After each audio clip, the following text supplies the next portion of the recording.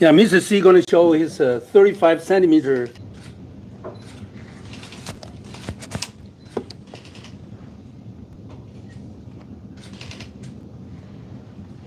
This man may be the only survivor of the CCP's forced organ harvesting. He was in prison and had part of his liver and lung stolen. He fled China in 2015 and landed in the United States in 2020 with the help of former State Department official Robert Destro. And today, in 1999, which is 25 years ago, the CCP launched the mass-scale persecution campaign against the Falun Gong group. Now, Chen Peimin was born in northeastern China, and he had lived there for his entire life until he was arrested and subsequently sentenced to 8 years in prison. He started to practice this meditation exercise of Falun Gong in 1998, just 1 year before the persecution started. And throughout this entire process, he was kidnapped and persecuted 5 times. After he was sentenced to prison in December of 2001, about 2 years to 3 years into the prison term, he was taken to the hospital. Even though he wasn't sick and he wasn't feeling like he's sick, the police escorted him there and forced him to sign his life onto the surgery table. And then the police informed his family saying that he was going through a surgery that had a possibility of death at 80%. Now, of course, he refused to sign, so 6 of them, the cops, pinned him down and gave him anesthesia, and then he went unconscious. When he woke up, his leg was cuffed, and there were all sorts of tubes, IV drips, and they had done something to him. Now, he was taken back to the prison camp 4 days later after he recovered a bit. It was here that he had the big scar across the left side of his body. I ate some egg custard that someone brought me. On the 23rd, I was taken back to Daqing prison. At the prison clinic on December 2nd, they removed the stitches from my wound and carried me back to the cell on a stretcher. At that time, I coughed every day. My left rib was painful and numb, and I couldn't get up. To this day, my left arm and ribs still ache, especially on the rainy days or when I am tired, and the pain is unbearable. Now, at this point, he didn't know that his organs were missing. He just knew that this 35 millimeter scar was something strange. Now, fast forward to 2006, this is February 14th, they started to torture him again, and he went on a hunger strike inside the prison. 7 days into this hunger strike, they started to give him IV drips. And about a month later, Chen was taken to the hospital once more, basically to start another surgery. And through some miraculous timing, I guess you will call it, the guard that was watching him fell asleep in the middle of the night. So after he came back from the bathroom, he was able to escape the hospital through the fire exit and then subsequently run away to hide. And then the Chinese Ministry of Public Security, which is the police force, issued a Class B warrant against him and offered a reward of 50,000 yuan.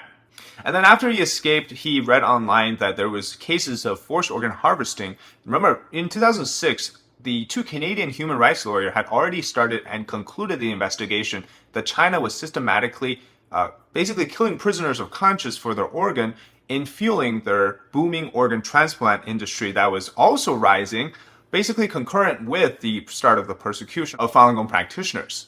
After reading about these type of news, he finally realized that he could have been a victim of the organ harvesting. So after coming to the United States, well, he fled China in 2015. He came to the United States in 2020. He went through a series of examination like MRI, ultrasound, CT scans, 9 rounds in total to basically confirm what was missing. So based on those analyses, it was determined that parts of his liver, section 2 and 3, had been removed, as well as there's also, again, we don't know the exact details with the lung, but the liver is the focus here. Now, of course, this surgery could only be traced back to that initial one back in November of 2004. And the left lobe removal could signal that it was for a pediatric patient, as it wasn't the entirety of it being removed. And so that could make some sense. And we know that the reason why the left side was cut open instead of the right side is because the liver, it goes across the body. So if you remove the left portion, it makes more sense that it was cut through the left side of the body. And according to the CT scan, it showed that the ratio of liver from left to right was also imbalanced. Normally for an Asian male is about 45% to 55%. In the case of Mr. Zhang, it was about a ratio of 27% to 73%. And another piece of evidence, circumstantial you could call it, or direct, is that there are scar tissues on his liver, as we can see as it regenerates. Of course, not to the complete size of its original look, but there are going to be these scar tissues that form. And so according to the press conference, 10 doctors had looked into the results, some of them with specialties into this area of the medicine, and they concluded that this is very credible. Now, of course, we understand the skepticism behind this, right? Survivor of forced organ harvesting is going to be very rare. And so how can you back up your claim? And another point of this is that, what exactly, how sure are we that he did, the story of him being in the hospital getting surgery was actually correlating to that of the removal of the particular parts of the organ. Now, there's definitely going to need to be a lot of more of investigative or evidence backing this up before we can conclusively say that this was the case. Again, this is a very unique situation, so to speak.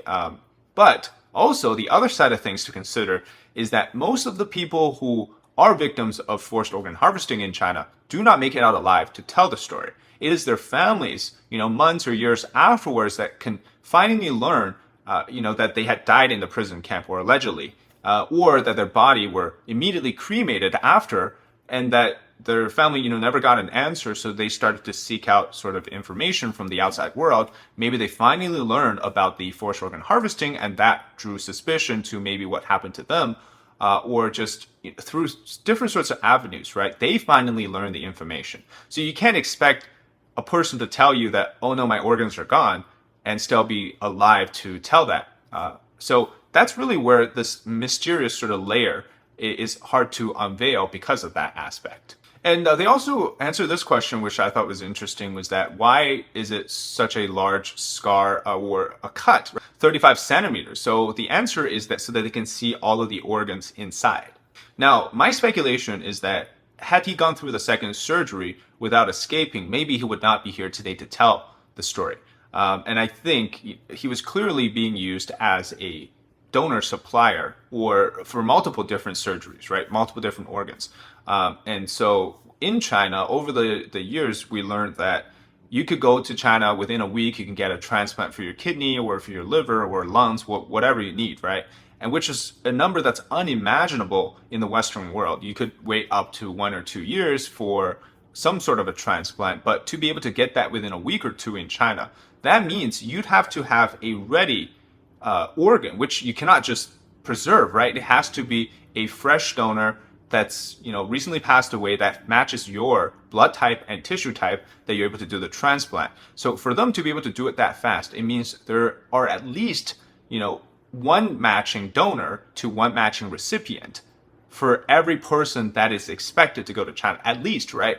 But in reality, there's probably multiple people who are on a registry or some sort of a documented space like database that they can immediately pull and decide to end their life for the sake of this organ transplant. And that is really scary.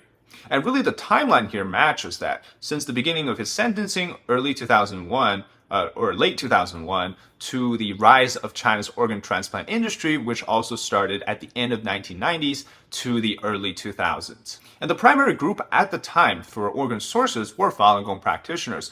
Later on, it did extend to other groups like the Uyghurs, where they basically built these concentration camps with incinerators next to them, for the exact purpose as they expanded the need for organ transplantation.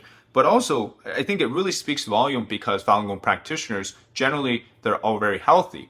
They don't smoke, they don't drink, so they're very good, optimal organ donors, and their organs are very healthy. So that's sort of a quick storytelling of this person. And I'm expecting if I find out more information, I'll let you know. But so far, that's all we know. And that's really the closest evidence to forced organ harvesting we have coming out of China.